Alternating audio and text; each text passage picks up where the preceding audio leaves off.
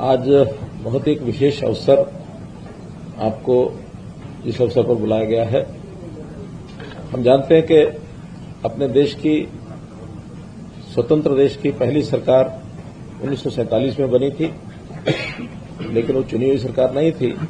जो एक federal system था उसी में से उस सरकार को बनाया गया था।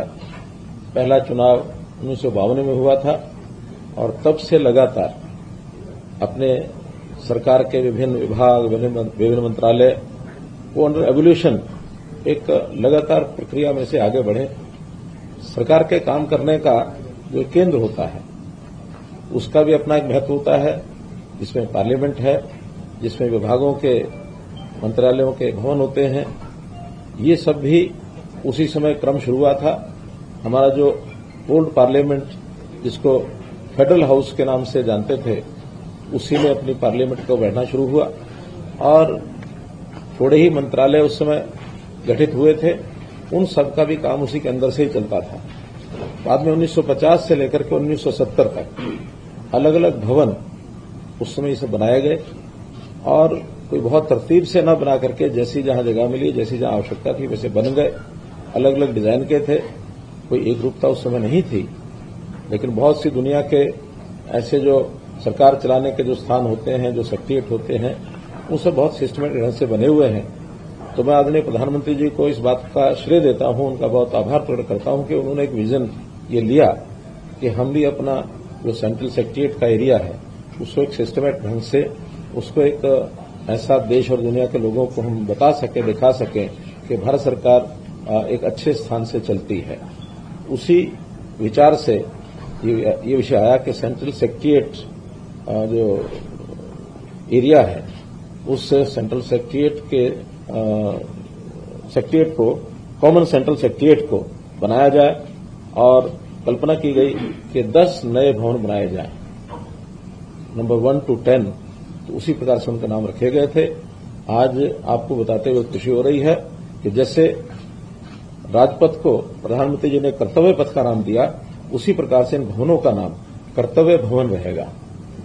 तो कर्तव्य भवन बनने शुरू हो गए हैं। अभी 3 कर्तव्य भवन जो बन रहे हैं, उसमें से एक का उद्घाटन कल स्वयं प्रधानमंत्री जी करने जा रहे हैं, जिस भवन में बैठे हैं, कर्तव्य भवन क्रमांक 3। बाकी 1 और 2 ऑलमोस्ट कंप्लीट है, लेकिन कुछ काम जो बाकी हैं उसमें स्टैट्यूटरी कंप्लायंस जितनी है उसको पूरा करने के बाद अगले महीने में कभी भी उनका भी उद्घाटन हो सकता है।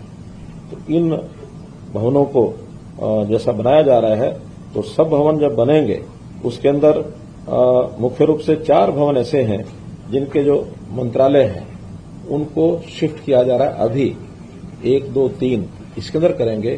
कुछ मंत्रालय इनके अतिरिक्त बिल्डिंग्स में भी जाएंगे, जिसके अंदर शास्त्री भवन, कृषि भवन, उद्योग भवन और निर्माण भवन। इन 4 भवनों में जो मंत्रालय हैं वो सब ये 3 भवन प्लस अन्य कुछ बिल्डिंग जो पहले से तैयार हैं उसके अंदर शिफ्ट करेंगे, ताकि उन स्थानों पर भी जो बचे हुए कर्तव्य भवन हैं 4 से लेकर के 10 तक, उनका निर्माण शुरू कराया जा सके। तो इस नाते से आज ये इस भवन के बारे में जिसमें बैठे हैं, इसका कल का जो उद्घाटन होगा उसकी सूचना देने के लिए मैंने आपको बुलाया है। कल सायंकाल 6 बजे प्रधानमंत्री जी स्वयं कर्तव्य पथ पर ही एक सभा को संबोधित करेंगे उद्घाटन के बाद, और उसमें सभी सरकारी कर्मचारी तो होंगे ही, क्योंकि बहुत से भवन जो स्वयं स्थानांतरित होने वाले हैं वहां के सब लोग होंगे और कुछ पब्लिक के भी लोग होंगे। तो सायंकाल 6 बजे वो कार्यक्रम होगा। जो भवन अब नया बना है इसमें बहुत सी चीजें एक प्रकार की नई अभी आपको प्रेजेंटेशन में दिखाई जाएंगी।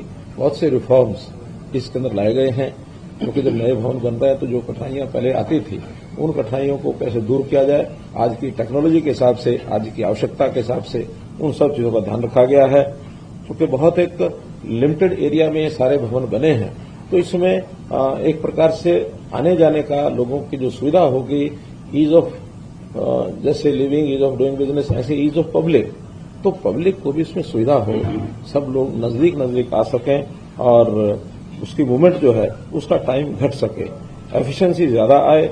और डिजिटल इंडिया के नाते से भी जितनी आवश्यकताएं आज किसी कार्यालय को चलाने की होती है, खास करके जैसे अब पहले फिजिकल फाइल्स को इधर से उधर मूवमेंट होता था, अब ई ऑफिस बन रहे हैं। सभी ई ऑफिस का एक नेटवर्क, वो चूंकि सभी विभागों का एक सिस्टम बनता है तो उसका एक मोर एफिशिएंट तरीके से उस डिजिटल सिस्टम को बनाया जाएगा जिसमें कोऑर्डिनेशन आपस में अच्छा होगा और उसको मैनेज करने के लिए मोर प्रॉपरली इसको मैनेज कर पाएंगे, क्योंकि आज के इस डिजिटल सिस्टम को मैनेज करने के लिए विशेष तौर पर जहां तक सिक्योरिटी का विषय है, साइबर सिक्योरिटी भी अपने में बहुत बड़ा विषय होता है, तो उस सिक्योरिटी के नाते से भी पूरे सिस्टम की सिक्योरिटी हो और ऐसे सब काम किए जाएंगे। कल का जो उद्घाटन, ये जो कर्तव्य भवन नंबर 3 है, इसमें जो एरिया है, आपकी जानकारी के लिए बता रहा हूं कि इसके अंदर 2 बेसमेंट हैं और उसके बाद ग्राउंड फ्लोर, ग्राउंड प्लस और प्लस 6 स्टोरीज, यानी ऐसे मिलाकर के सब मिलाए हम 2, 2, 4 और 6, 10, तो 10 तल हो जाते हैं। बेसमेंट पार्किंग के काम आएगी, जिसके अंदर 600 गाड़ियां, पजल पार्किंग जिसको कहते हैं, उस हिसाब से उनका स्थान होगा। और ऐसे ही ग्राउंड फ्लोर पर आगमन और उसके बाद रिसेप्शन और बाद में कुछ विभाग अलग अलग जो रहेंगे, कुछ विभाग और कुछ स्टोरेज की व्यवस्था आदि जो आवश्यक होती है वो ग्राउंड प्लस पर भी रहेगी। फिर तल नंबर 1 से लेकर के तल नंबर 6 तक विभिन्न मंत्रालय जो आने वाले हैं वो सब आएंगे। अभी इस भवन में जो मंत्रालय आने वाले हैं, home affairs, external affairs, rural development, MSME, DOPT, ministry of petroleum and gas, principal science adviser, इनका भी अपना कार्यालय होगा। लगभग 1,50,000 स्क्वायर मीटर एरिया इस भवन का पर यह है और जिसमें लगभग 850 कमरे सब बने हुए हैं। सब कमरों को एक विशेष रचना के अंतर्गत उनको क्रमांक दे दिए गए हैं। उस क्रमांक में आपको फ्लोर की जानकारी भी मिलेगी, उस क्रमांक में उस कमरे का नंबर भी मिलेगा और भवन का नंबर हम अलग अलग दे ही रहे हैं। जैसे इसका भवन का नंबर है कर्तव्य भवन नंबर 3, तो एक भवन के नाम से इस कमरे का नाम नंबर बताते ही ये पता लग जाएगा कि इस व्यक्ति को कहाँ जाना है, कहाँ संपर्क करना है। इस प्रकार से उसकी सारी की रचना की गई है और मैं समझता हूं कि एक मोटी मोटी जानकारी आपको ये बताई है। एक प्रेजेंटेशन हमारे सेक्रेटरी साहब श्रीनिवासन जी करेंगे, उसमें कुछ टेक्निकल चीजों की जानकारी भी है और उसके बाद फिर आपसे प्रश्नों की जो भी कोई जानकारी आप लेना चाहेंगे उसके बारे में आपको बताएंगे। वो प्रेजेंटेशन उस तरफ। धन्यवाद सर। प्रेजेंटेशन पीछे है तो आप क्या कैमरा बंद हो इस तरफ कर लेंगे या थोड़ा बीच में खाली कर देंगे? इसको कवर करेंगे। अच्छा, तो आप इस एक आमने सामने देख लेंगे। You are able to see, so do we proceed? ये सामने से हट जाओ। बस आप इस तरफ से हट जाइए ताकि हाँ ऐसे ही वहां उधर से भी थोड़ा जगह कर दीजिए।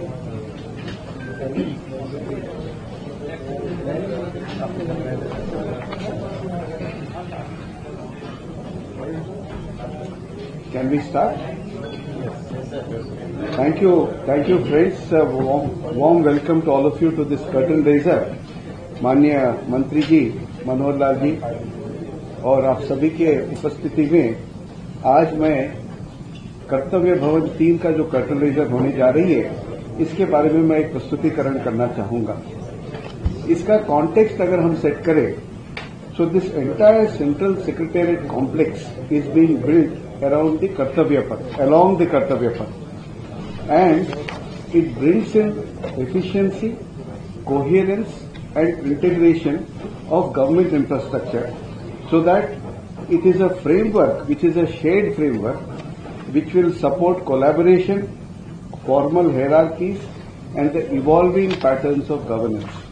Now this is a very important context because what we are seeking to achieve and what we are going to witness from tomorrow onwards is this important change and adaptation that is happening in the administrative framework and the governance architecture of the Central Secretariat. Next, please. Friends, as we are aware, we have been working out of buildings that are very old. Infrastructure was also aging. As Honorable Minister mentioned, many of our older buildings date back to around 50s.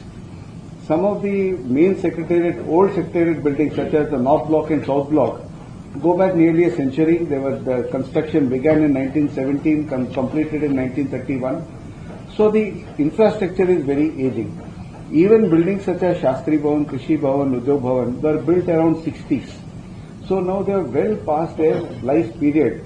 So the government offices, the staff were functioning in suboptimal conditions. The cost of maintaining these buildings and the operational cost was also very high.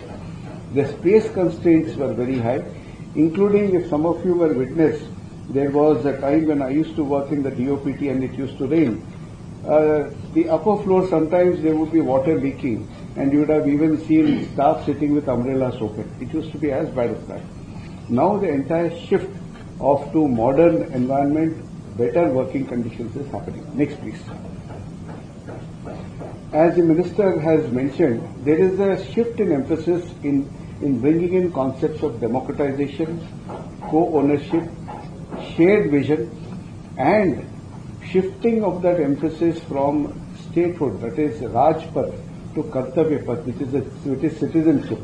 How do we, as citizens of a proud, independent nation, contribute to the making of a resolute and a strong India? And this is also the cultural and the civic reorientation that is happening. Along the Kartavya Path, which you would be visualizing even as you walk there, the entire esplanade has been changed. Here, more and more citizens now are able to access. Vast areas of greens have been made open and made available to the public. So this is the entire Kartavya Path project that was inaugurated by the Honorable Prime Minister a couple of years back. Next, please. Friends, this entire shift of emphasis is on bringing about modernization. As we are aware, how well we organize our workspace contributes to how well we can actually work. So the administrative modernization is a part of the larger set of governance reforms. A very important part of it, of course, is the physical infrastructure. The other aspects, such as the soft parts of it, including Mission Karma Yogi and others, are the other dimension. In addition to that, making the workspaces more functionally efficient, more integrated through the digital governance frameworks, e-office and other such digital India initiatives, as Honorable Minister mentioned, is one of the core elements of this particular project. In addition, you'll also find that this project is designed in a manner that the entire infrastructure is owned commonly. It is a co-owned spaces. All the infrastructure is also co-owned, and the maintenance architecture, the maintenance arrangements are also in a way that it is shared. This not only brings about a reduction in cost, improvement of efficiency, it also brings in a lot of interministerial coordination. And to that extent, this entire building that you have witnessed, even as you were coming in, is designed around these principles of collaboration and coordination. In addition, it is very designed in a manner to enable easy and seamless access to the people, so that the people who need to come to the Secretariat, stakeholders who need to come and participate in the discussions here, find it not only accessible but also they are able to come in seamlessly. And to that extent, on the Kartavya Path, mass mobility infrastructure is also being constructed, including extension of the Delhi Metro network system. I will explain that as we go forward. In addition, when we talk about accessibility, we also need to be cognizant that there are many important sections of our population that need special support for accessing the physical spaces. All of that has been provided. You'll find even lifts have the braille marking, also auditory signals and so on.